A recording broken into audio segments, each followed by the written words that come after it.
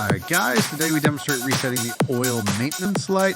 Let's start. When the instrument oil maintenance light is lit, it is a reminder to the owner to the service point for oil replacement. When replacing the oil, the technician is to do the oil maintenance light to reset. If not reset, the reminder warning is to continue to light up. The following oil maintenance light reset process.